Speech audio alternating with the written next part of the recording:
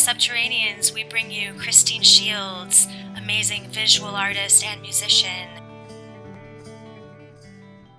We are in her beautiful live-work space right now, and we are going to indulge in Christine's world. Hello, Christine. Hello, Sarah. My first question for you, which is something I ask a lot of people because the answers are always so fascinating. When and how did you realize that you were going to be an artist, that this was something that you were meant to do, that you were going to commit yourself to doing? If you can recall a specific moment that really stands out to you, what would that be? So when I was probably about just old enough to start having memories, I lived on a ranch in Watsonville that had forests on it. And my babysitter took me on a walk through the forest. It was beautiful, lots of trees. And anyway, I found a nut that fell on the ground. I think it was a walnut, and I was about 3. I loved my babysitter. Christina was her name. And I got this idea in my head that maybe this nut could be turned into a doll. And I thought, this nut looks like a head. So I handed the nut to her and I said, can you make this into a doll or a person? And she took the nut and we finished our walk and we went back to her really charming little place where I believe she had like an old treadle sewing machine. And she sat and sewed a little doll body with clothes, with a dress. And I don't even know how she attached the head.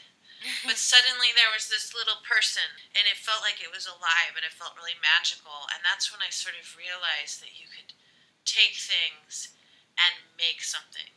Yes. So, like an imprint of your psyche that you can hold in your hand. And it felt like a little person that was real. So, and it was made out of stuff from nature. Yeah. So that was one thing that really stuck out to me, and I was like, my God, it worked. And I thought that Christina had magic powers.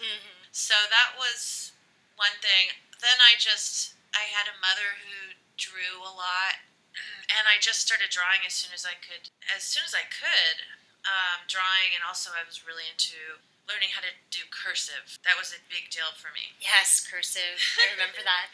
So I would make fake grocery lists because I saw my mom doing that, and I would draw animals and people. But then another sort of epiphany moment when I actually knew what my calling was in life, I guess, was that at some point my parents, we lived near Santa Cruz, purchased for me this very strange item, which was an inflatable teepee. So it was made out of like the same kind of plastic, like a pool toy or a pool toy or like a inflatable toy would be made out of. And it had, so the structure of the teepee was like tubes that made a cone. And then it had this big plastic like printed teepee cover. Right. Like and Navajo style. Yeah, it was very weird, and possibly somebody would take offense to such a thing. But to me, this was like my magic hut that I would meditate in. And during one of these meditation sessions, I had this epiphany. The epiphany was, when I grow up, I am going to be an artist and a witch doctor. I knew the word witch doctor, but I didn't have any reference within my family for anything mystical, really. But I was always really attracted to that sort of thing, and I always had really strange dreams since early childhood. And I just had this sense that that was for me, was to be this witch doctor, which I guess I thought was like a mystical type of person. So it was that mixed with being an artist. And so you were like a weenie witch in your plastic teepee. Yeah. And then became a visionary. Oh, well, thank you. So I remember when you started doing professional illustrations, you did the cover of Screw magazine in New York City. A lot of other great stuff since then. But you also do, in the last few years, you've done these amazing series of faces that knowing your background and knowing how you think and knowing what really gets you excited, and there's this mystical world that you inhabit.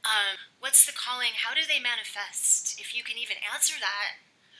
I can. I'll try not to make it too long-winded, but first, just a little background is that I went to art school for painting, but I did a lot of other stuff in art school. At the Art Institute in San Francisco. That's right.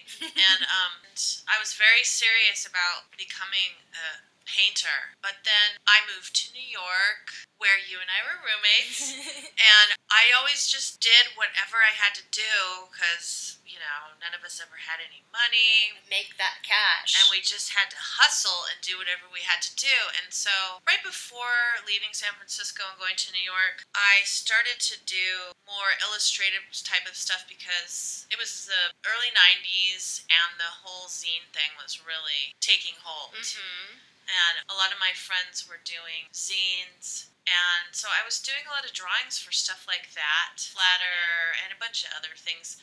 So I was doing that kind of stuff, and I started doing comics and fell in with a bunch of comic book artists and was doing my own comics for a while. And anyway, I didn't mean to get so off track here. Let me reel it in a bit. But I'm saying that I thought I was going to be a painter, but then I ended up getting all this illustration work in New York, like for the New York Press and stuff, and I learned kind of a whole new set of skills for doing this professional drawing work. Yeah. And then I went on and did all these other kinds of things. Let's see, can you repeat the question? Absolutely. Oh, the faces. Yes. Okay. So I have worn a lot of hats within being a person who draws and paints. Murals, comics, illustration, paintings, just like everything you can imagine. I like high-end specialty painting for rich people's houses and stuff. And then when I lived back in San Francisco, I'm skipping way ahead. Right. In the the early aughts, I guess, I started doing. I had 2 years. I had a studio at the Headland Center for the Arts, which is the most amazing place to have a studio. Mm-hmm. It's right by the ocean, and I started doing a series of paintings, real portraits of real people, mostly musicians and artists in San Francisco. And these were like serious paintings, like large paintings of real people.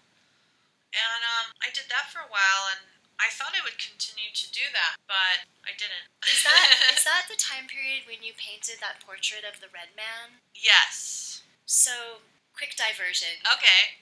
The Red Man was a man in the Mission. Yes. Who hung out at Cafe Picaro on 16th between Valencia and Guerrero. And the Latin American Club. Yeah, and Latin American Club. But this cafe society was still alive and well in the Mission at the time. A lot of people just hang out, and everybody knew the Red Man because he looked a bit like a Roma gypsy kind of character with a pencil mustache, but he painted all the skin you could see, he painted red. Every day. I saw him. I just didn't know how to process it. Yeah. And after a while, I would start looking for him whenever I'd be in the neighborhood because I just was so fascinated by him. And then one night, I walked into Adobe Books, and there was a painting of the Red Man, and that just blew my mind. And of course, I had to ask you about it. So anyway, you started doing portraits. Yes, and I'm happy to talk more about the Red Man later, too, because he is such a fascinating, he's now moved on to another dimension. Yes. He already was sort of half in another dimension.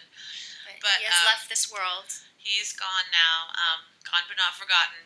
But I did these portraits, and then over time, I kind of felt that I didn't really... I really appreciate artists like Alice Neel is one of my favorite portrait artists, and I thought maybe I could go that way in my life and really do that. I got a lot of satisfaction out of it, but it really wasn't to be, and I found sort of a frustration with doing these portraits of real people at some point. It's hard to explain why, but... Do you feel like you had to pander to people's vanities, or could you be honest and real?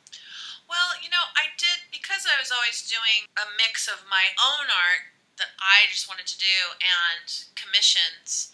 I had also done a lot of commissions for portraits. I did a lot of children's portraits for a while, and that was easy because everybody just, their kids are cute and they love them. Yeah. And that's no big deal. Animals and children, easy, and fun. As soon as you're doing adults, they are very nervous about how they're portrayed, and I am guilty of this as well.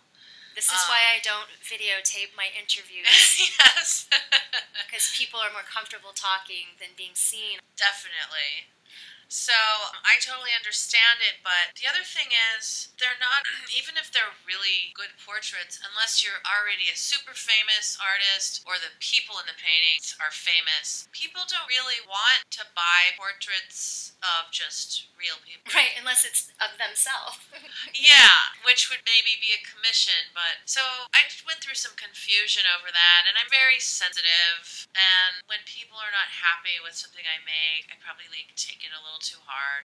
For better or for worse, I have had a hard time just sticking to one thing and kind of coming up with my shtick and sticking to it for years and years and years, which is more natural for some people. And it's also it's more lucrative because people want to know who you are. They like repetition. They like to know you're the person that does this. Right. But I'm the kind of person that I need to grow all the time. I can't just settle into something because it's what the public wants or whatever. That's not who you are. You're a nomad. You're a wild child. I mean, that's right. That's just part of you. But at the same time, my curiosity about life, my need to grow, that is what has to come first. I can never feel like, oh God, I'm doing this again. Right. I have to feel like, this is exciting to me. Well, you got one life. Yeah.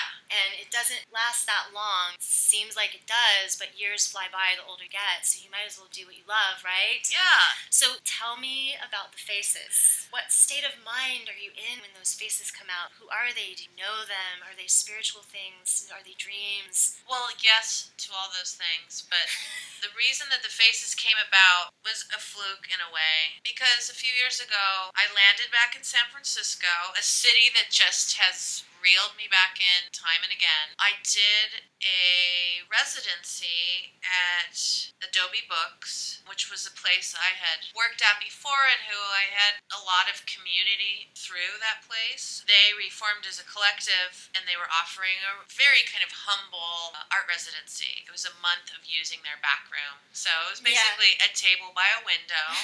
Yes. So I had painter's block for quite a while, and I was really suffering over it. It was disturbing my mind. I was like, why can't I paint? What's wrong with me? And I was just really stuck, and I was going through a big heartbreak, and I was just kind of lost. So I thought, well, I have a table, I have some paint, and I don't know what to do, but I'd like to do something that gets me through this painter's block. So, and I can't work very large, Well, space is impossible to find sometimes when you need it. But it was a very pleasant room to be in with a nice window and good light. Who doesn't love rooms full of books? Yeah, I actually really like being around books. I had heard from a friend about doing classes with Linda Berry, the comic artist and writer. Wonderful, wonderful comic artist. And Linda Berry used different methods to help get unstuck, really geared towards writing but also drawing. So one of the techniques for the writing was to just get an hourglass, turn it over, and just start writing stream of consciousness. And I was like, that's really smart, because really, for me, a lot of the times, I just had to start. Yep. And I get stuck in that little I can't start place. I think it's very common for a lot of people. And I thought, well, this is brilliant, because you're not doing this hour of free-form writing to impress anybody or get a job done. You're just jumping off and taking the risk of just doing whatever comes out. And then, of course, the magic is, once you've started, you want to keep going. You can't stop. I thought, well, there must be some way I can specialize this technique towards painting. So I bought a fancy hourglass, one that I would like and get excited about. And I had a stack of papers that was pre-cut. I had cut to 7 by 7 inches from some forgotten art project that never happened. And it was very nice quality paper. And I was like, well, I have these squares. And I'm like, I have this paint, I have these squares of paper, and I have this hourglass. What could I do? And my objective was, I want to feel joyful in my art practice again, like when I was a kid. Yes. You know, like when back to the teepee, young witch. Go back. Yes, and back to like finding the nut on the ground and be like, this is a person's head, and you know. And so speaking of heads, like I've always been a doodler when I'm at jobs or things, and I've doodled, and sometimes my doodles are really just as good as like my serious art because I'm more playful because they're not for anybody. I'm not trying to impress anyone, and they're really free and loose and silly. Sometimes my sense of humor doesn't come out in my paintings, but in the doodles, you know, it does. And I thought, well, there's something in that. What is really easy for me that's just going to be... It's going to get your engine. Yeah, and I was like, well, faces. I obsessively have drawn faces and over since childhood. And I thought, that's it. I'm going to draw faces. I'm going to paint them on these pieces of paper. And I devised a way to lay out 9 of these squares in a grid, get my paint set up, turn over the hourglass, and just go as fast as I could and not think. Like a meditation, you know, just come back to the piece of paper. Don't think about it. And I would be like, this one's gonna be a pink face. This one will be green. And then one would dry, and I'd grab another one, and I just get these sort of notions like, that one now needs teal colored hair, and this one needs some red lips. And it's almost like they would make themselves. They would tell me what they wanted next. I'm also incredibly excited about color. Color is almost like a drug for me. Yeah. And color is a lot like music to me. I think if I'd grown up in a different culture, I might be synesthetic because there's these different ways of creating, or the different senses are so alike to me. Putting colors together is a lot like putting harmonies or notes together.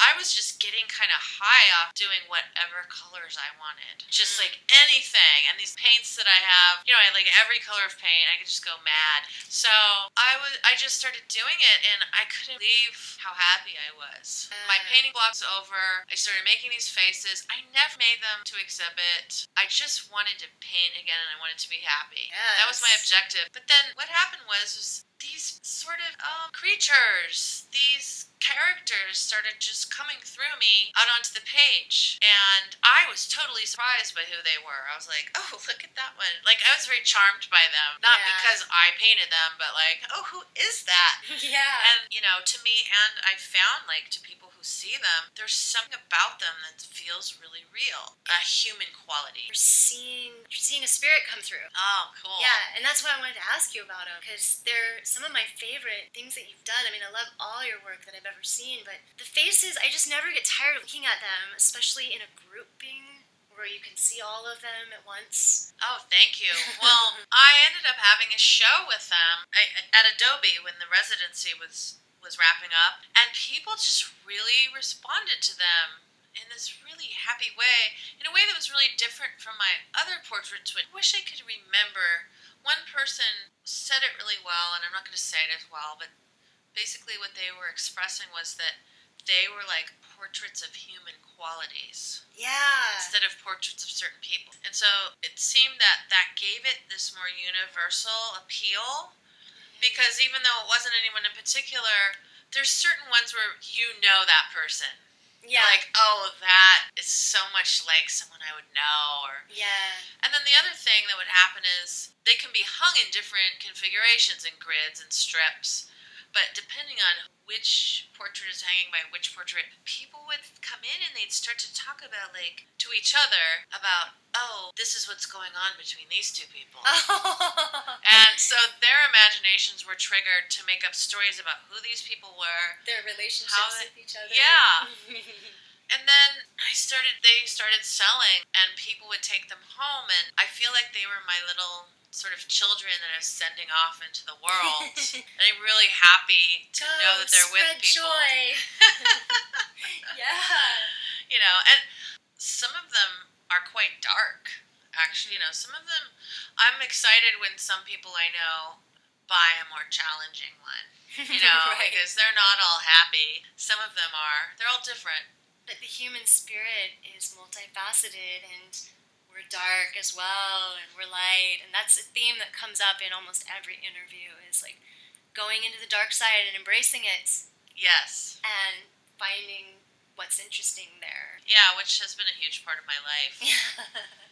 Not only do you do all of this visual art with paints and things, but you also did this incredibly unique project, Granny's Empire of Art, which is a house in Potrero Hill in San Francisco, has been cultivated as an art piece in itself. You were commissioned to do this incredible mosaic in the bathroom, and I've been in the bathroom, which feels very special because this bathroom is, I have no words for it. You can Google it. Well, you're probably looking at a picture of it right now. You need to see this bathroom. Oh, of course, yeah. But tell us about that. What was that like for you, working in a different medium?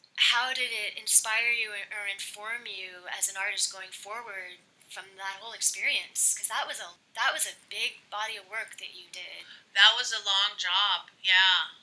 Well, I'll just give as brief as possible of a little background here. Jaina B., the person that habitates Granny's Empire of Art and is Granny, is a dear friend that I had first gone to the Art Institute with. And over the years, we became very close. And Granny's is this really unique art project that's a house. That's actually two houses. And I had done other projects there. I had painted stuff, helped with decorating and designing things there. So then redone, and somehow it turned into this really elaborate project, which if you're looking at the picture right now, you'll see it's entirely made of glass mosaic. And the only things that Jaina wanted were, the description was, let me get it right, the yellow submarine crash lands in Gaudi's beach house. Okay, let's repeat that while looking at the beautiful images. The yellow submarine crash lands in Gaudi's beach house. I mean, of course, who doesn't want that in their bathroom? Yeah. And I know I do. Otherwise, it was like, go forth and do what you will with this. And so I didn't do this project alone. A lot of people worked on it. Jason Mecier, who's an amazing artist that I've known since I was 14, because we're both from the Nevada City area, worked on it with me for a long time. And then the wonderful artist, Kate Fenker, came aboard and did a bunch of really beautiful mosaic there as well. So all of us worked on it, plus the plumber Marco and our friend Jenny B, who did the lighting. So a lot of people worked on this. Anyway. How did it inform you going forward with your art, having that experience of working in a different medium? Well, I just want to say I never did mosaic. Either had Jason.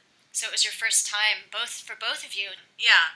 I mean, Jason's work is more like mosaic anyway, but just made out of stuff. Yeah. Like any kind of stuff. Mm-hmm. But I had never done any mosaic before. But, you know, I'm just like, okay, what's the medium? Figure out how to use it. And so we just learned how to do it. And I think we both worked there for like 3 years. 3 years, yeah. So, honestly, I have never again done mosaic. Wow, so that was just a one-off. Yeah, I would like to. I really like it, but I'm really more of a painter. I like things that feel fluid, you know, instead of like chopping and cutting. Little pieces, yeah. I like to feel like things are fluid. So speaking of fluidity, you're also a musician. So you've been in a bunch of bands. I can vouch that music has been a huge part of your life because I was there with you. Yeah. Going to shows. Great shows, yeah. Since we were little teenage, you know, well, no, I met you when I was 19. We were still teenagers then. Yeah, but a lot of shows. Oh, yeah. A lot of different shows. We went to everything. That's Yeah. what people did. So tell me about the music you're playing now. And are you going to play a song for us at the end of this interview? I will play a song for you at the end of the interview. So, the music I'm playing now, it can be put into the psych folk category. Yeah.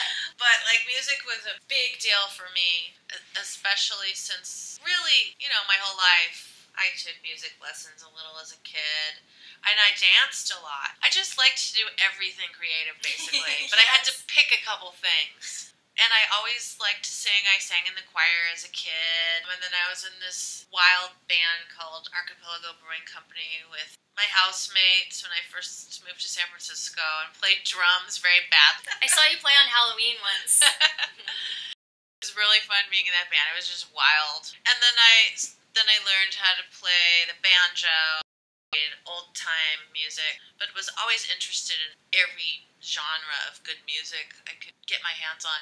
And really, even in art school, I was more interested. I mean, I was serious about my work, but I was really, my community was a little bit more through like the rock scene, like going to music shows. It's a huge part of my life. I love music. Probably more than anything. And I really can't live without it. I have to listen to it while I'm painting. I have to sing whenever I feel like it. And but anyway, now I mainly play guitar and sing. And I play a few other instruments too. I play little keyboards and stuff. Can you tell us about the show in LA that you're going to be playing soon? My friend Jovi Schnell, who's an amazing painter and a great singer, has started working with the LA Arboretum, which happens to be the place that they shot the intro to Fantasy Island. The plane! So I'm excited to play in this fancy, magical place. My friend's band Strawberry Smog, who I also sometimes play with, is going to play, and I will see. See what happens. Fun. Hopefully we'll set up a few shows around that date, which is June 29th. Is there anything else that you would like to share? Anything at all about you? Well, I mean, I don't know how to talk about it very succinctly, I guess, but a lot goes into my creative practice. I've been really interested in the sort of bridge between this world and what you might call the dream world or the spirit world. And that has been, somehow that's part of my path in life and what I have to offer. I can make a space through the music, through the art, people to connect. I've just really come to a place where just to really hone it down into the simplest thing, that there are two big forces, two major forces in this sort of binary reality that we live in. Mm-hmm. And one is fear and one is love. It's very taboo. It's becoming less so, but when I was going to art school, it was very taboo to talk about or anything spiritual. And so I kind of kept my mystic world to myself. Times are really changing right now because people are in so much pain, and I am too, and I've had to do a lot of healing to find a way to talk about this and what it means to have that in one's art practice. Save you. Yeah. As the doer and as the receiver. That's the place that I can go to connect again when I'm feeling scared and I'm feeling isolated. I went through a lifelong struggle, which was why I would become blocked. And I'm bringing this up because I've really used my creative path to bring about that kind of healing for myself. And, you know, it does work. It does work. It does work. People. And I've been in some very dark places. It's not like my life is perfect now and I got it all figured out. This is going to be my lifelong work. There really is the possibility of transforming your reality. What it sounds like to me is that gift of healing that you gave yourself by engaging in your creative practice created a byproduct, which is the art itself, which was a gift to others. Yes. Thank you. I like it. And I feel like the luckiest person in the world for all the wonderful friends I have like you, Sarah. Thank you so much, Christine. Thank you. We are going to listen to a song. Okay. Okay, I just have to remember how to start it. Okay, go ahead.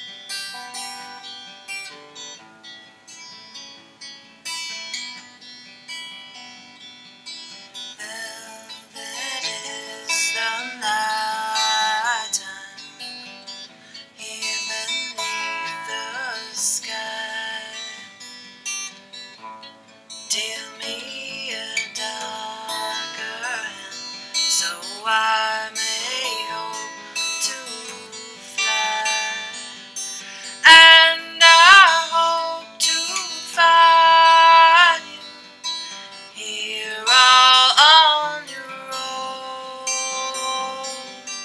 Bathe your eyes in silver moonlight, so far away from home.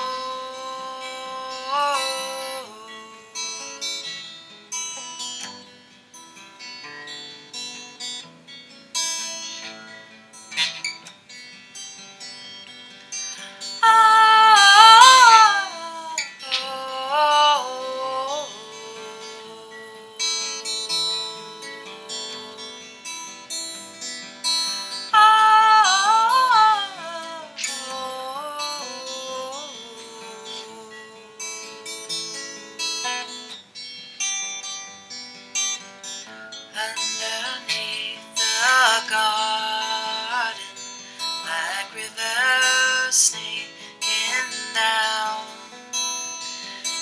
winding toward the mother, return without a sound,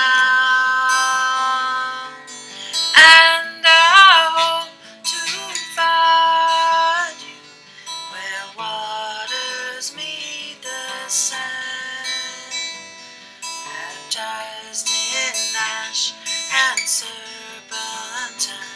and gold dust on your hand.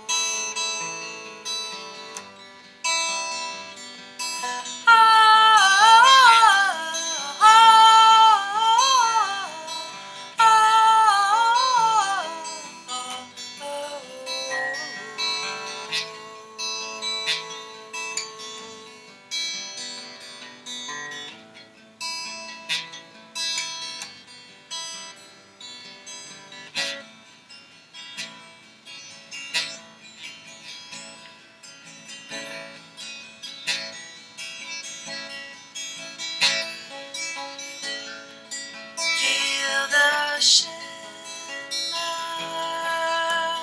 that is your path, without a future and no more past. Look forward there when the tide is high and the pearls sigh. Reach out your hand and hold the flame. Although you're fighting to burn again, you'll find it there by the fireside when the candle